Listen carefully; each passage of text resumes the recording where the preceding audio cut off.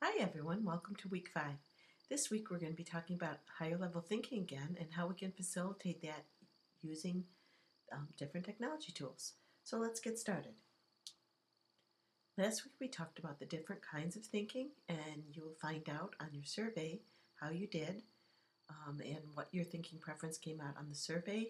You'll be letting us know if you think that you agree with the survey or not. But basically today we're going to be talking about interpretive thinking and literal thinking, and how you can use technology to facilitate both of those things. Now, anytime you're trying to facilitate cognitive thinking in some ways, whether it's literal, interpretive, or creative, remember about cognitive apprenticeship and gradually releasing um, responsibility over time. So to do that, a teacher would first model and then give feedback with coaching. And notice it's over time that you would gradually release the responsibility to the students. This doesn't happen unless you can make the thinking visible so that you can coach their thinking. So let's get on with different technology tools. Our learning objectives for the day is that you will become familiar with different technology resources that will help you with literal thinking and interpretive thinking. So we'll be looking at some note-taking tools, some drilling practice resources, and some collaboration tools. Let's start with note-taking tools. In order to take notes, students have to use their literal thinking to notice the important details, and also the interpretive thinking to choose which are the most important and to organize their notes. Now we have two different categories of note-taking tools. One of them is a cloud-hosted multimedia notebooks, and we'll be looking at several of these. And another one is graphic organizers, using the web to look at tools that will help us make graphic organizers for students.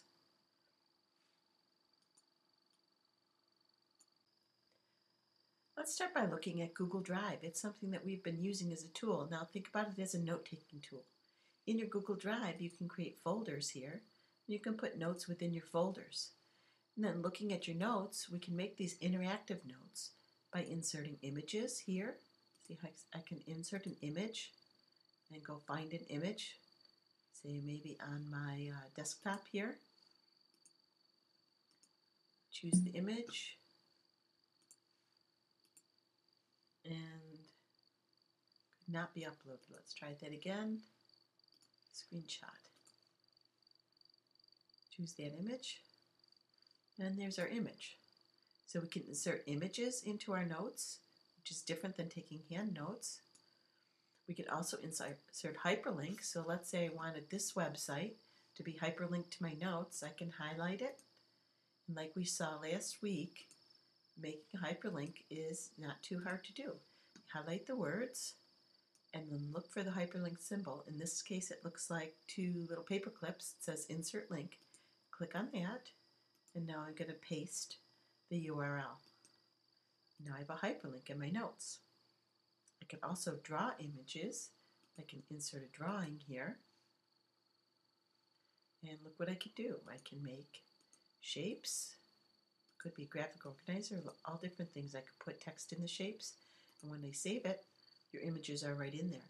I could also insert tables to organize my notes, and I can put things inside of these that might be pictures or hyperlinks or text or whatever.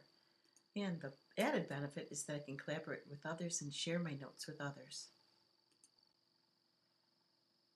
And here's Evernote. Evernote is another note-taking tool. It's a little simpler than Google Drive because it doesn't do as much, but it's great for just keeping all your notes. You can make notebooks here.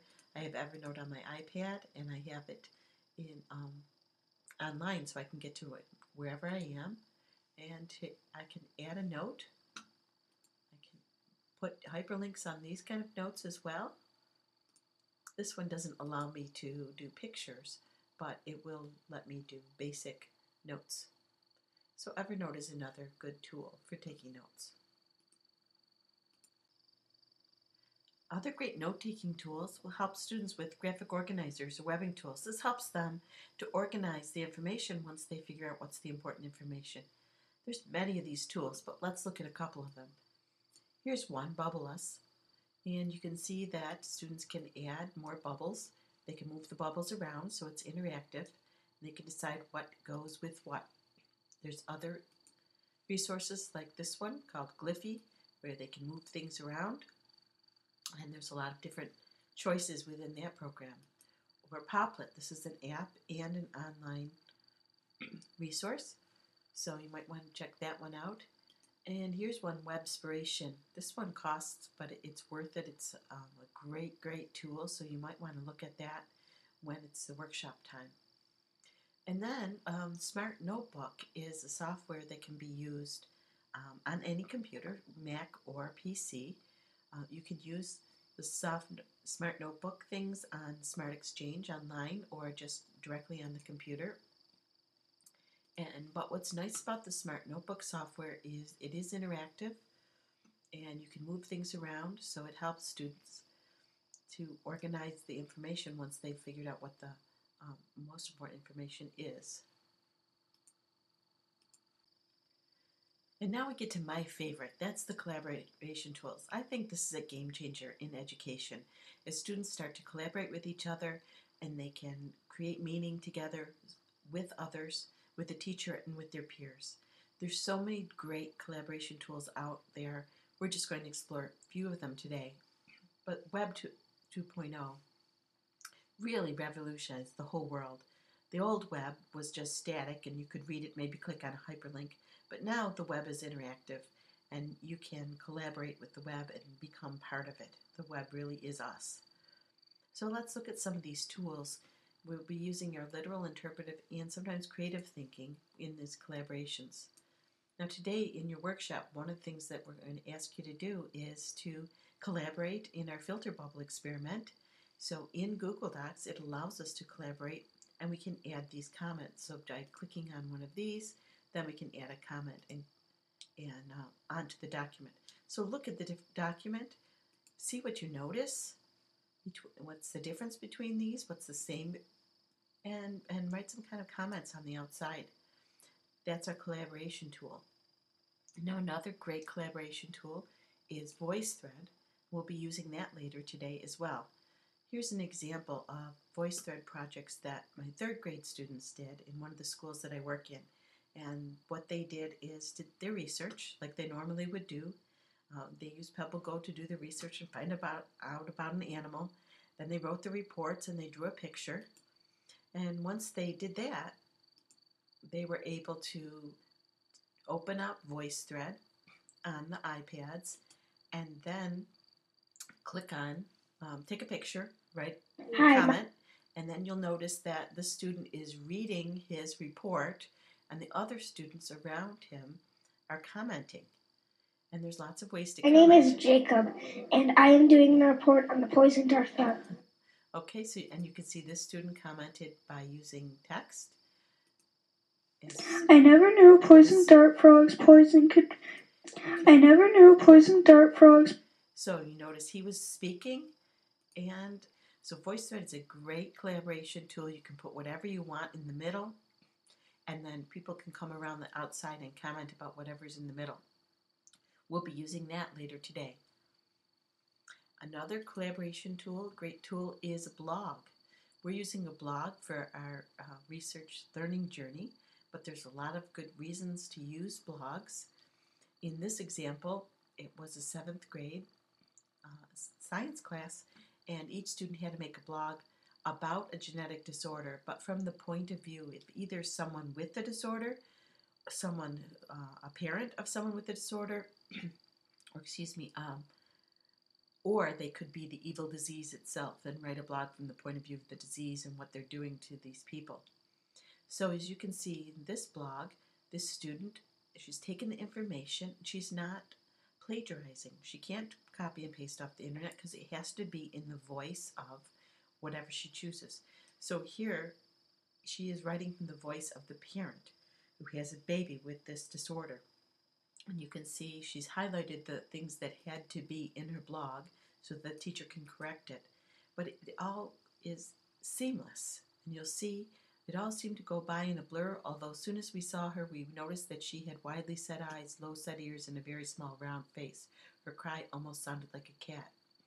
So she took the symptoms of this disease and she put them into a realistic blog from the point of view of a parent of a baby with this disorder. So this was one example, but now students can comment and it can be a collaborative venture. Another thing is wiki pages. Now this is Wiki Travel. This is a premier travel guide from all over the world, and it is authored by people from all over the world. So you can look and see it's updated daily, and you can get great travel information, and it's a collaborative effort by people all over the world who like to travel. So you could do a mini project like this in a classroom. So those are just a few ways that you can collaborate online with others to create meaning for your learning. And now we come to drill and practice tools. Drill and practice tools, some say, oh, those aren't so great because that's just lower level thinking, that's just literal thinking and memorizing, and we could use the tools, those technology tools, to do much more. But remember, literal thinking is foundational thinking, and without a basic knowledge, then it's hard to be creative and be interpretive. So it does have its place for students to use drill and practice kind of tools. What's nice about technology is it makes those tools now interactive. And there's immediate feedback, so the tools can give that immediate feedback without the teacher being with every single student. And also, most of the tools will give the teacher progress monitoring so they can watch student over time and see how they're doing. We're going to look at a couple of these in your workshop today, but let's just look at a couple now. Quizlet is one of my favorite for flashcards, and this is a website. It's also an app. But what you can notice is you can put in your own flashcards or get some that other people have created. So I created 5 for you, and what you'll notice, see this embed right here? I love this because now you can embed those right onto your website. So notice I can embed the flashcards, the learn. These are all different interactive pieces, ways that you could practice those words that I put in.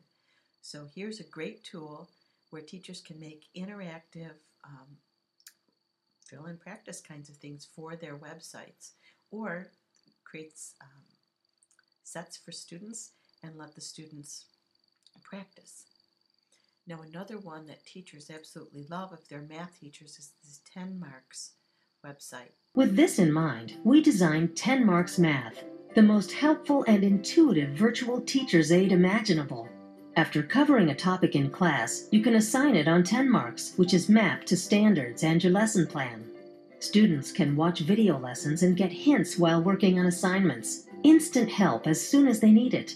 For students that didn't quite master the assigned topic, 10 Marks automatically assigns immediate intervention modules. As students make progress, 10 Marks uses their results to automatically add topics to each individualized curriculum so they can build foundations or get ahead. Instant scoring and feedback allows them to see how they're doing right away. And while your students are learning, you can focus more on driving success by tracking their progress using real-time reports and insights. You can also create actionable assessments to measure progress and use the results to feed the students' individualized curriculum. So you can see with 10 Marks, this is a great tool for differentiated instruction and really giving each student what they need. Base things, drill, and practice. So that's something you might want to check out if you work with math teachers or if you are a math teacher. And the last one that we're going to really look at today is this Open Minds that I was using with you over the past few weeks.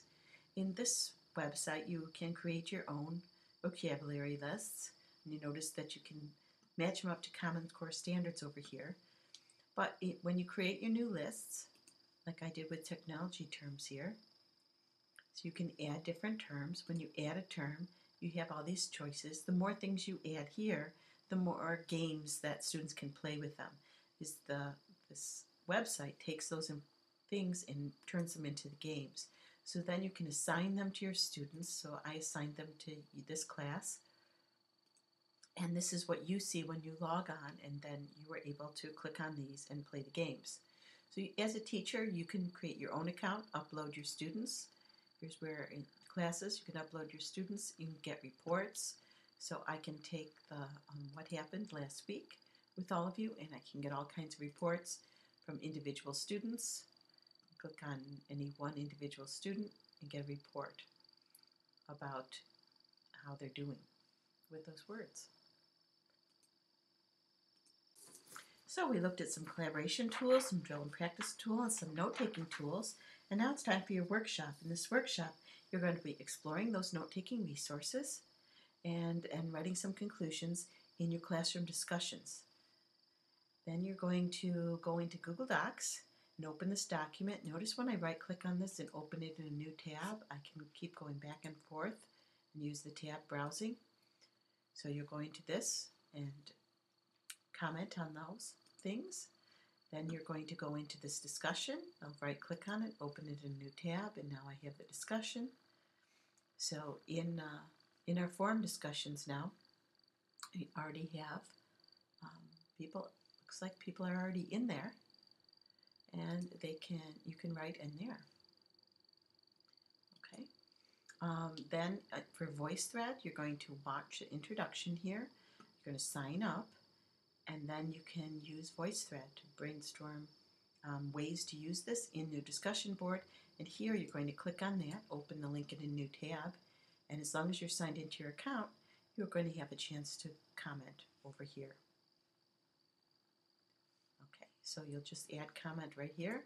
You can add record, type, or do a video message. Okay, then drill and practice. You'll try those flashcards that I made for you and embed it, and try some of those other websites, and then go to our discussion board and write your thoughts about drill and practice. The last thing you're going to do is go to your blog. So open that in a new tab and write in your blog. This week what you should do is start to organize your research and start to make categories for it and write about that in your blog. And the last thing, you have this checklist. Put your name, click off all the things you've done. If you had any problems, then write them in there, and don't forget to submit that at the bottom. So have a great week.